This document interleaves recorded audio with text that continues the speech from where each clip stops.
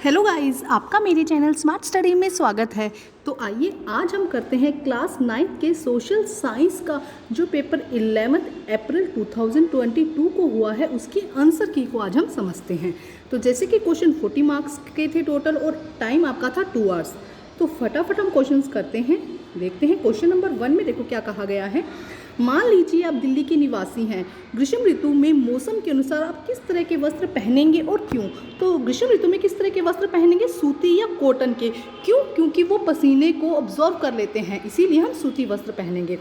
प्रश्न नंबर 2, उष्ण कटिबंध पर्णपाती वनों की विशेषता बताइए। तो देखिए, ये वन मानसूनी वन होते हैं जो भारत, उत्तरी ऑस्ट्रेलिया व मध्य अमेरिका के बड़े हिस्सों में पाए जाते हैं। इन क्षेत्रों में मौसमी परिवर्तन होते हैं तथा जल संरक्षित रखने के लिए शुष्क मौसम में यहाँ वृक्ष पत्तियां झाड़ देते हैं। इन वनों में पाए जाने वाले दृढ़ काष्ठ वृक्षों में साल, सागवान, नीम तथा शीशम है। अब देखते हैं नेक्स्ट। प्रश्न नंबर 3 में देखो क्या कहा गया है। राज्यसभा का महत्व बताइए। तो देखिए, राज्यसभा के सदस्य लोकसभा के सदस्यों के साथ मिलकर उपराष्ट्रपति का चुनाव करते हैं। राज्यसभा लोकसभा के साथ मिलकर राष्ट्रपति, सर्वोच्च न्यायालय के न्यायाधीशों तथा कुछ पदाधिकारियों का महाभियोग ला सकती है। महाभियोग का प्रस्ताव तभी पारित समझा जाता है जब दोनों सदस्य इस प्रकार का प्रस्ताव स्वीकार करते हैं। तो दोनों क्या, उपराष्ट्रपति और राष्ट्रपति का चुनाव करते हैं। नेक्स्ट देखते हैं। प्रश्न नंबर 4 देखो क्या कहा गया है। पारिस्थितिक तंत्र के असंतुलन के मुख्य कारणों की व्याख्या कीजिए। मुख्य कारण क्या है इसका? मानवीय हस्तक्षेप जो है पर्यावरण में, प्रदूषण करना, वनों की कटाई, ये सब क्या है इसके असंतुलन के मुख्य कारण हैं। तो देखो क्या हो जाएगा इसका आंसर। पारिस्थितिक असंतुलन का सबसे मुख्य कारण मानवीय क्रियाकलाप है, जिसके कारण विभिन्न प्रकार के जीव जंतु, पौधे विलुप्त होते जा रहे हैं। मनुष्य द्वारा अपनी आवश्यकताओं की पूर्ति के लिए प्राकृतिक संसाधनों का अतिशय दोहन किया जा रहा है, जिससे जीव जंतुओं और पौधों के आवासों का ह्रास तथा विखंडन हो रहा है। मतलब अपनी ज़रूरत के लिए वो क्या कर रहा है, अपनी नीड को ग्रीडीनेस में बदल दिया है ना, उसकी वजह से पारिस्थितिक इकोलॉजिकल इम्बैलेंस हो रहा है। प्रश्न नंबर 5 में देखिए, भारत की जलवायु अवस्थाओं का क्षेत्रीय विभिन्नताओं का उदाहरण सहित वर्णन कीजिए। क्षेत्रीय विभिन्नता की अलग अलग स्थान पर अलग अलग जलवायु होती है ना, उसके बारे में बताना है कि हिमालय में क्या है, ठंडी है, जबकि दिल्ली में अगर आ जाओगे तो गर्मी है, अगर और एरिया में चले जाओगे तो उमस वाला होगा। तो आइए देखते हैं इसका आंसर। तो देखो इसका आंसर किस तरह से लिख सकते हैं। गर्मियों के समय राजस्थान में मरुस्थल में कुछ स्थानों का तापमान 50 डिग्री तक पहुंच जाता है, जबकि जम्मू कश्मीर के पहलगांव में तापमान 20 डिग्री तक रहता है।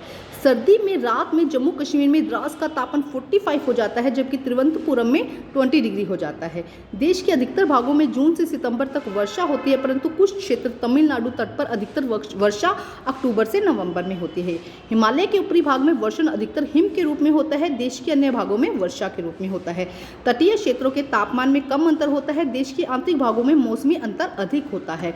उत्तरी मैदानों में पूर्व से पश्चिम की ओर यह मात्रा वर्षा की सामान्यतः घटती रहती है। तो इसके अंदर से कोई भी 2 या 3 पॉइंट आप यहाँ पर लिख सकते हैं। क्वेश्चन नंबर 6 में देखो कि हमें चुनावों की आवश्यकता क्यों है, और इसके अथवा में है चुनावों को लोकतांत्रिक मानने का अधिकार क्या है। दोनों ही प्रश्न करते हैं। देखो पहले चुनावों की आवश्यकता क्यों है। सबसे पहले देखो चुनावों की आवश्यकता क्यों है। एक सही हमें प्रतिनिधि चुनने के लिए चुनाव की आवश्यकता है। हम अपने इच्छा के अनुसार क्या कर सकते हैं, प्रतिनिधि को चुन सकते हैं। प्रतिनिधियों के चुनाव के माध्यम से चुना जाना चाहिए। अधिकांश लोकतंत्र में लोग अपने प्रतिनिधि के माध्यम से शासन करते हैं। चुनाव लोगों की शिक्षा, ज्ञान, अनुभव के आधार पर मूल्यांकन के मुद्दे को हल करते हैं। चुनाव यह निर्धारित करने में सहायता करता है कि लोग अपने नेताओं को पसंद करते हैं या नहीं। चुनाव यह भी सुनिश्चित करता है कि प्रतिनिधि लोगों की इच्छा के अनुसार शासन करें। जो लोगों के काम नहीं कर रहे हैं वे फिर से निर्वाचित हों। लोकतंत्र के लिए चुनाव आवश्यक है क्योंकि वे लोगों को स्वतंत्र महसूस करके अपनी सरकार चुनने की अनुमति देते हैं। देखो मतलब हम अपनी मर्जी से अपना नेता चुन सकते हैं, इसीलिए चुनाव आवश्यक है। अब इसका और का क्वेश्चन देखते हैं। इसमें था लोकतंत्र चुनाव का आधार क्यों है। चुनाव के बिना लोकतंत्र की परिकल्पना नहीं की जा सकती है। एक तरह से लोकतंत्र और चुनाव एक दूसरे के पूरक जाने जाते हैं। चुनावों में मतदान की शक्ति का प्रयोग करके नागरिक कई बड़े परिवर्तन ला सकता है। इसी कारण लोकतंत्र में प्रत्येक व्यक्ति की उन्नति का समान अवसर मिलता है। हम वोट देश की ये सही नेता का चुनाव में मदद कर सकते हैं। यही आप वोट नहीं देते तो भ्रष्टाचारी नेता चुना जाएगा और कहीं ना कहीं इसमें गलती आपकी होगी। मतलब जनता द्वारा जनता के लिए शासन ही चुनाव का मुख्य आधार है। प्रश्न नंबर 7 में देखिए क्या कहा गया है, एक उदाहरण के माध्यम से ग्रामीण निर्धनता की व्याख्या कीजिए। तो देखिए इसका आंसर क्या हो जाएगा, जनसंख्या वृद्धि के परिणाम स्वरूप खाद्यान्न, वस्त्र, आवास, शिक्षा, चिकित्सा आदि के मांग की पूर्ति न होने के कारण ग्रामीण निर्धनता में वृद्धि हुई है। ग्रामीण क्षेत्रों में प्रसन्न और मौसमी बेरोजगारी का आकार भी ग्रामीण निर्धनता का मुख्य कारण। देखो लोग कृषि पर आधारित है और अगर वर्षा अच्छी होगी तो वहाँ के लोगों को अच्छा फल मिलेंगे, अच्छे पैसे मिलेंगे, अच्छी उनकी मतलब उनका जो रोजगार है वो अच्छा होगा। अगर वर्षा नहीं होगी तो रोजगार क्या हो जाएगा, उनका वहीं ठप हो जाएगा ना, अगर बारिश नहीं होती है। तो इस तरह से आप थोड़ा सा हिंट में दे रही हूँ, आप पूरी डिटेल में इसको आंसर को लिख सकते हैं। प्रश्न नंबर 8 में देखिए क्या कहा गया है, सामाजिक वैज्ञानिक निर्धनता को किस प्रकार देखते हैं। सामाजिक वैज्ञानिक निर्धनता को आप किस प्रकार देखते हैं। इसका अर्थ किसी व्यक्ति को राजनीतिक, सामाजिक और आर्थिक अवसरों का उचित स्तर न मिल पाना, अशिक्षा, रोजगार के अवसरों की कमी, स्वास्थ्य सेवाओं की सुविधाओं और सफाई व्यवस्था की कमी, जाति, लिंग भेद आदि मानव निर्धनता के कारक हैं। तो मेन क्या है, मतलब पढ़ाई के अवसर ही नहीं मिल पा रहे हैं ना, तो वो क्या हो जाएगा, मतलब बच्चा बहुत इंटेलिजेंट है लेकिन उसको अवसर ही नहीं मिल पा रहा है, उसे वो ऑप्शन से नहीं मिल पा रहे हैं ना, तो ये क्या है, सामाजिक वैज्ञानिक निर्धनता के कारण है।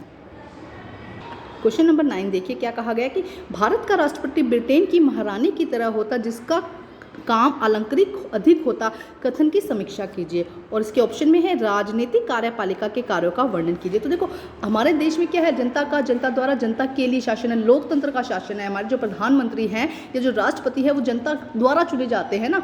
लेकिन अगर ब्रिटेन की बात करें वहाँ तो क्या है, राज शासन चल रहा है, एक से पीढ़ी दर पीढ़ी होता जा रहा है। तो अगर हमारे देश में भी वैसा पीढ़ी दर पीढ़ी चलता रहता तो हमारा देश एक लोकतंत्र देश नहीं रह पाता। अब देखते हैं इस क्वेश्चन का आंसर, राजनीतिक कार्यपालिका के कार्यों का वर्णन। देखो मुख्य कार्यपालिका प्रशासनिक अधिकारियों के कार्यों का निरीक्षण करने का कार्य करती है ताकि वे अपनी शक्तियों का दुरुपयोग न करें। मुख्य कार्यपालिका उनके कार्यों की जांच करती है और इस प्रकार प्रशासन पर नियंत्रण बनाए रखती है। प्रशासनिक अधिकारियों को प्रोत्साहन देना का कार्य भी मुख्य कार्यपालिका का ही है, राज्य कार्यपालिका का है। प्रश्न नंबर 10 देखते हैं, वर्साई की संधि के प्रमुख प्रावधानों का वर्णन कीजिए। इसके ऑप्शन में है 1933 में हिटलर द्वारा पारित विशेषाधिकार अधिनियम के प्रमुख प्रावधानों का वर्णन कीजिए। तो दोनों क्वेश्चन ही हम साथ में देखते हैं, 5 नंबर के ये क्वेश्चन हैं। तो पहले देखते हैं वर्साई की संधि। प्रथम विश्व युद्ध के बाद पराजित जर्मनी ने 28 जून 1919 के दिन वर्साई की संधि पर हस्ताक्षर किए थे। इसकी वजह से जर्मनी की अपनी भूमि के एक बड़े हिस्से से हाथ धोना पड़ा था। दूसरे राज्यों पर कब्जा करने की पाबंदी लगा दी गई थी, उनकी सेना का आकार सीमित कर दिया गया था और भारी क्षतिपूर्ति थोप दी गई थी। तो इसी से रिलेटेड आप इसको थोड़ा सा बड़ा करके इस आंसर को लिख सकते हैं। नेक्स्ट देखो हिटलर वाला, 14 मार्च को इलेब्टिंग एक्ट पास हुआ था। हिटलर को कुछ भी करने की छूट दी गई थी। उसकी सरकार ने यहूदियों को समाज से अलग करना शुरू कर दिया था। 1938 में शुरुआत जर्मनी के ऑस्ट्रेलिया पर कब्जा कर लिया था। अब इसमें देखो हुआ क्या था, जिसमें हिटलर को सांसद को दरकिनार करने और डिक्री द्वारा शासन करने की सभी शक्तियां दे दी गई थी। उसे क्या था, संसद की भी दरकिनार कर देना, संसद को भी पावर नहीं थी, सारी पावर किसके पास में आ गई थी, हिटलर के पास में आ गई थी। इसने नाजी पार्टी और उसके सहयोगी को छोड़कर सभी राजनीतिक दलों और ट्रेड यूनियन पर प्रतिबंध लगा दिया था। क्वेश्चन नंबर 11 में एक पैराग्राफ दिया गया है जिसके आंसर हमें देखने हैं। क्वेश्चन नंबर 11.1 में देखो क्या कहा गया है कि मार्फा ने काम से लौटने से इनकार क्यों कर दिया था काम से लौटने से इनकार, क्योंकि उन सब ने क्या कर रखा। देखो यहाँ पे दिया गया कि अकेले काम हड़ताल को सफल नहीं किया जा सकता, अकेले जो उन्होंने हड़ताल की थी उसको सफल नहीं किया जा सकता, इसीलिए उन्होंने क्या किया था, हड़ताल को बंद कर दिया था, जाने से मना कर दिया था काम हुए। लाल पट्टी किसका संकेत है, विद्रोह का या मतलब नाराजगी से संबंधित है। थर्ड में देखिए फरवरी क्रांति में महिलाओं की भूमिका पर टिप्पणी लिखी है। तो उन्होंने शुरुआत कर दी थी और उन्होंने पूरी सहयोग के साथ, ऐसा नहीं कि वो डर कर पीछे हट गई थी, उन्होंने पूरा अपना आगे से आगे कदम बढ़ाए और इस हड़ताल को सफल बनाने की कोशिश की। अब देखते हैं क्वेश्चन नंबर 12 में। देखो क्वेश्चन नंबर 12 में क्या कहा गया, क्वेश्चन नंबर 12.1 देखिए, भारत में निर्धनता रेखा तय करने की किन आवश्यकताओं को माना गया है। तो देखिए 1 का आंसर यहाँ से एकदम स्टार्टिंग में प्रॉपर अच्छे से दिया गया है। यहाँ से देखो आप यहाँ से लिखेंगे, भारत में निर्धनता कपड़ों, जूतों, ईंधन, प्रकाश, शैक्षिक, चिकित्सा संबंधी आवश्यकताओं पर विचार किया जाता है। ये हो जाएगा फर्स्ट क्वेश्चन का आंसर। सेकंड में देखो क्या कहा गया कि भारत में निर्धनता रेखा का आकलन किस पर आधारित होता है, कैलोरीज पर। किस पर आधारित होता है, कैलोरीज पर। तो देखो यहाँ से आ जाएगा, यहाँ से देखो निर्धनता रेखा का आकलन करते समय खाद्य आवश्यकताओं के वर्तमान सूची कैलोरी आवश्यकताओं पर आधारित होता है। तो ये हो जाएगा सेकंड क्वेश्चन का आंसर। अब देखो थर्ड क्वेश्चन में क्या कहा गया, भारत के शहरों और गांवों में कैलोरी आवश्यकता अलग अलग क्यों है, क्योंकि गांवों में क्या होता है, तीसरे का आंसर, गाँवों में शहरों में लोग अधिक शारीरिक कार्य करते हैं, इसलिए उनके कैलोरी की आवश्यकता अधिक होती है, जबकि ग्रामीण क्षेत्रों में कैलोरी आवश्यकता शहरी क्षेत्रों की तुलना में अधिक मानी गई, क्योंकि शारीरिक कार्य करते हैं, जब हम ज़्यादा मेहनत करते हैं तो हमारी कैलोरी ज़्यादा बर्न होती है, इसलिए हमें ज़्यादा कैलोरी वाला फूड चाहिए होता है।